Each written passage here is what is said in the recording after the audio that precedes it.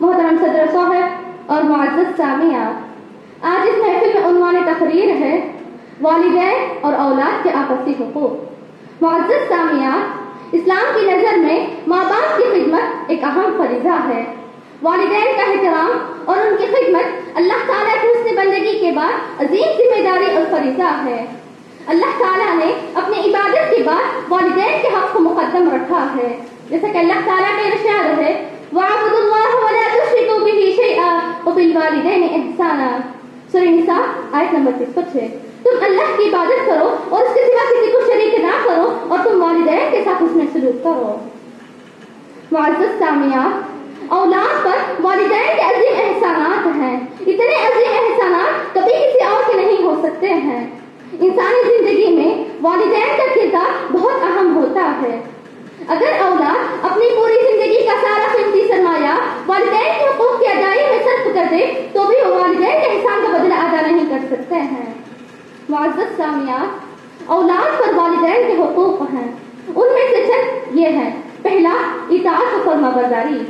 اسلام نے والدین کو بہت زیادہ اہمیت دی ہے۔ اللہ کے بعد سب سے بڑا حق والدین کا حق ہے۔ والدین کے ساتھ حسن سلوک اور اطاعت و فرما برداری نہایت ہی بنیادی حق ہے۔ یہی وجہ ہے کہ اللہ تعالیٰ نے اپنے حقوق کے ساتھ والدین کے حقوق کو بیان کیا ہے۔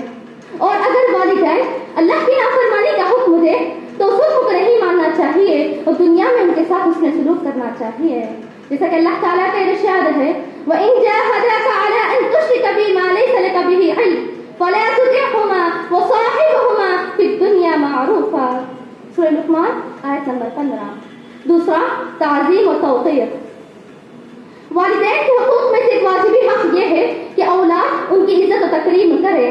اولاد کے لیے ضروری ہے کہ ان کے سامنے ادب و احترام کے ساتھ رہے، عاجزی اور انکساری کے ساتھ ان کے سامنے جھکے رہیں اور اونچی آواز میں بات نہ کریں۔ اونچی آواز کو کیا اس تک کہنے کی اسلام اجازت نہیں دیتا ہے، جیسا کہ اللہ تعالیٰ کا ارشاد ہے فَلَا تَقُل لَّهُمَا أُفٍّ وَلَا تَنْهَرْهُمَا وَقُل لَّهُمَا قَوْلًا كَرِيمًا۔ سورہ بنی اسرائیل آیت نمبر 23۔ تیسرا، خدمت۔ افضل اعمال میں نماز کے بعد والدین کی خدمت کا درجہ آتا ہے اور اس کے بعد جہاد کا مقام آتا ہے۔ والدین کی خدمت فرض ہے۔ اگر والدین مشرک اور کافر بھی ہو تب بھی ہم ان کی خدمت کرنا ہمارا اسلامی حق ہے۔ ہم والدین کی بدنی اور مالی خدمت کے ذریعے سے دنیا میں ان کا مضبوط سہارا بنے، جس طرح وہ بچپن میں ہمارا مضبوط سہارا اور آسرا ہے، جیسا کہ اللہ تعالیٰ کا ارشاد ہے يَسْأَلُونَكَ مَاذَا يُنْفِقُونَ قُلْ مَا أَنفَقْتُم مِّن خَيْرٍ فَلِلْوَالِدَيْنِ۔ سورہ بقرہ آیت نمبر 215۔ چوتھا، دعا۔ والدین نے بڑے پیمانے پر اپنی اولاد کے لیے قربانیاں دی ہیں۔ ان کا حق یہ ہے کہ اولاد ان کے لیے دعائے خیر کرتی رہے۔ جب والدین انتقال کر جائے صرف اسی وقت ان کے لیے دعائے خیر نہیں کرنا ہے، جب وہ زندہ ہو تو اس وقت بھی ان کے لیے دعائے خیر کرتے رہنا چاہیے، جیسا کہ اللہ تعالیٰ کا ارشاد ہے وَقُلْ رَبِّ ارْحَمْهُمَا كَمَا رَبَّيَانِي صَغِيرًا۔ سورہ بنی اسرائیل آیت نمبر 250۔ معزز سامعین، اسی طرح والدین پر بھی اولاد کے حقوق ہیں۔ ان میں سے چند یہ ہیں۔ پہلا، بچے کا اچھے نام رکھنا اور پرورش کرنا۔ بچے کا حق یہ ہے کہ وہ ان کے والدین اس کا اچھا نام رکھا جائے۔ امام توسر رحمہ اللہ فرماتے ہیں کہ ایک شخص نبی کریم صلی اللہ علیہ وسلم کی خدمت میں حاضر ہوا اور عرض کیا اے اللہ کے رسول، میرے اس بچے کا مجھ پر کیا حق ہے؟ تو رسول صلی اللہ علیہ وسلم نے فرمایا تم اس بچے کا اچھا نام رکھو، تعلیم و تربیت دو اور اچھی پرورش کرو۔ دوسرا، تعلیم و تربیت۔ بچوں کو اسلامی تعلیمات اور اسلامی آداب زندگی سے واقف کرانا یہ ماں باپ کی ذمہ داری ہے۔ اسلام ایک ایسا دین ہے جو سیکھنے سکھانے کو فرض قرار دیا ہے۔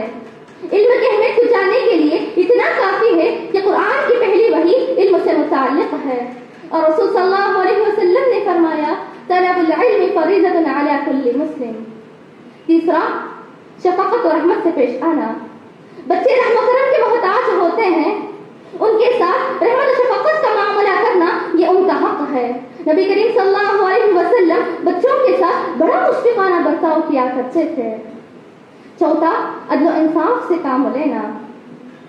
اگر کسی کے ایک سے زائد بچے ہو تو انہیں چاہیے کہ وہ ان کے درمیان عدل و انصاف سے کام لیں۔ آخر میں اللہ تعالیٰ سے دعا ہے کہ اللہ تعالیٰ ہم تمام کو والدین اور اولاد کے آپسی حقوق کو سمجھ کر انہیں ادا کرنے کی توفیق عطا فرمائے. آمین. السلام علیکم ورحمۃ اللہ وبرکاتہ.